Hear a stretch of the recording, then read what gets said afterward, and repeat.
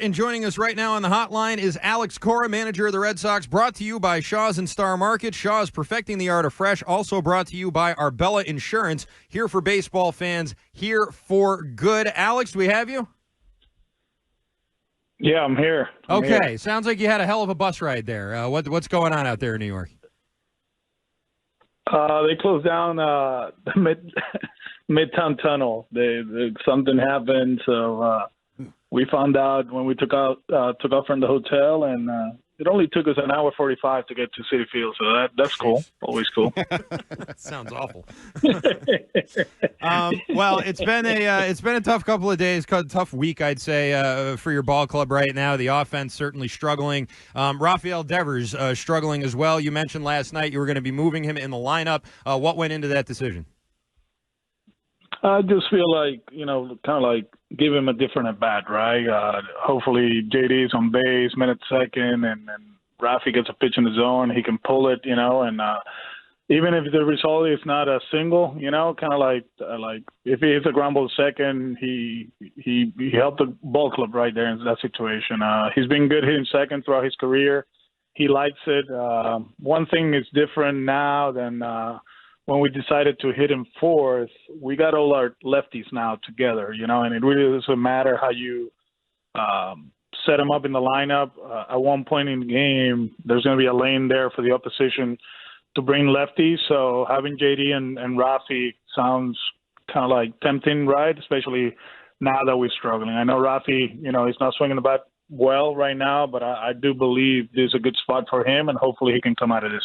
Alex, could you just clear up this situation with Devers' shoulders? I know one of them goes back to, I guess, March. He's missed some time, the All-Star break. There's this old school football question. Are you hurt or are you injured? Clearly his performance is not where you'd like it to be. Where is he health-wise right now? It's not getting worse. And this happened in Colorado. He dove for a ball. I think it was the second game of the series or the third one. And as you guys know, coming out of spring training, he was a little bit banged up. He took care of that, and then after that, everything was fine. But this one is a throwing one. It's the lead shoulder, and like I said, it's not getting worse, but it's not getting better. He's getting treatment. He's doing everything possible to go out there and perform. There's a few things that actually I was just getting the information from the analytic department about his swing path and bat speed and all that stuff. And, hopefully we can present it to him and make slight adjustments, if we have to, right? And like I said, we switched the lineup to give him a different at-bat. But the physical part of it, he's not 100%. Everybody knows that. But the kid he's done it before, right? He played in 21 with a bad elbow and help us win a lot of ball games. And I still believe that, he can put a productive at bat and he can get hot again and carry this offense. Okay, so that's the physical part of it. The emotional or leadership part of it, I know, got a lot of attention last night with the wait at his locker by reporters. So I guess my question would be, is there an issue here where your best player, your highest paid player, isn't necessarily your team spokesman or face of the franchise? Is that an issue right now? I don't think it's an issue. We all talk about this the last few years, right? And I think he made some strides throughout the year. He made some comments in spring training. He sat there on that bench for like 20 minutes and he talked about the organization, a few things, and people like it or not, he was there. And throughout the years, there've been stretches that he's been available to the media. Sometimes, he's not, and he's not comfortable with it yet. I think little by little, obviously the language thing comes into play. He's been better about that. And I understand that, the media has a job, and I understand that us as members of the organization, we're the spokesman, right? Like, we're telling the story, and the fan base, they like to hear the story when we're doing well, when we're struggling, when we're hurt, when we're not. And that's something we always talk about to the players, and yesterday he wasn't available. I know he became a story. I actually haven't seen him today. We were going to talk about the offensive side of it. We'll talk a little bit about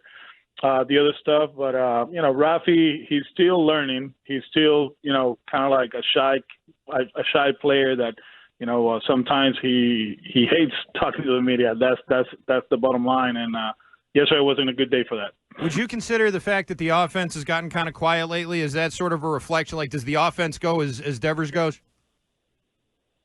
No. I think it's more about him, actually. I talked to him 2 days ago.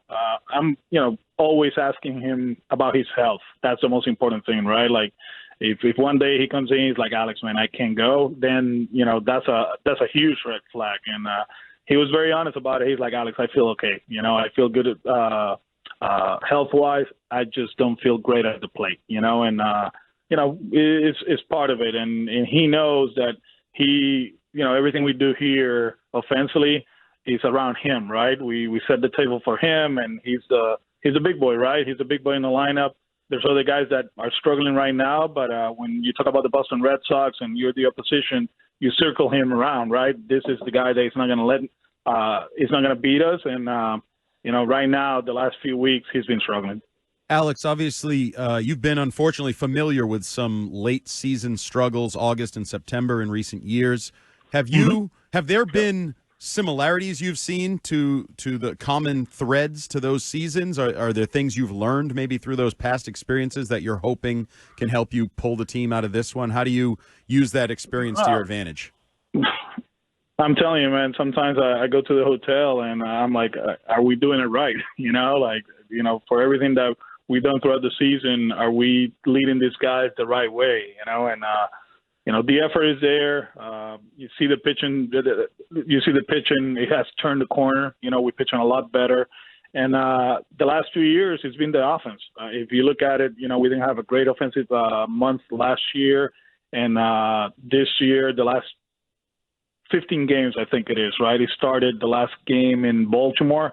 We're not hitting. And we know we're better than this. We talked about it a little bit yesterday with some of the players.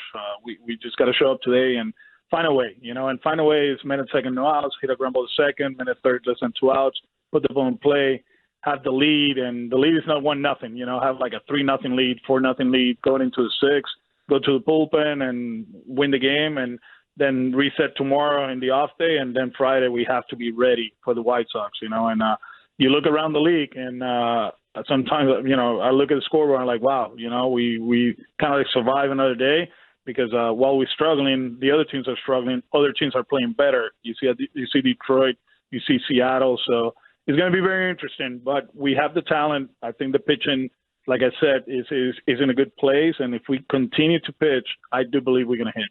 You mentioned the pitching. Obviously, this happened a few days ago. Many things have happened since then. But with the benefit of hindsight, would you go back? If you could go back, would you have left Cooper Criswell in that perfect game? 100%. 100%. I'll go to the bullpen. This is something that we talk about before the game, and there was a lane there for us to maximize our lefty against their lineup. It just didn't happen. And I can live with that because it wasn't gut feeling or let's try to do this. It was preparation, and there's a lot of people involved into this. And coming into the game, that was the plan. It just didn't work. How'd Cooper take it? He's okay. I mean, they all understand that when I go out there or when I take him out of the game, it's like we feel that they did their job, and there's another guy that has to do their job, and he's okay with it. He'll be ready for the White Sox. All right, let's get to the manager question of the game, which is sponsored by Sherwin-Williams. The Sherwin-Williams Pro Plus program helps you manage and grow your paint business. This comes to us from Doug in Alston. He says, Alex, who is the toughest pitcher the Red Sox have faced this season? Scooble on Saturday. Good fastball, good sinker. The changeup is good. Location was great. And the last pitch of that outing in the eighth inning, on a close game, it was 99, I think it is. I do believe right now he's the best pitcher in the big leagues. And real quick before we let you go, Trevor, you mentioned the offense. Trevor Story, is he going to be an option to maybe help this offense? What's the update on him? Trevor is playing, what's today? Wednesday, right? Yes. Back-to-back games, today and tomorrow. We'll see where we at Friday, and we'll make a decision if he needs to keep playing or he joins it. But he's in a good spot. He's playing well, getting his timing down, and eager to help us win some games at the big league level. All right, we'll leave it right there. Alex Cora, thanks so much for the time. Sorry about the long bus ride. We'll talk to you again next week.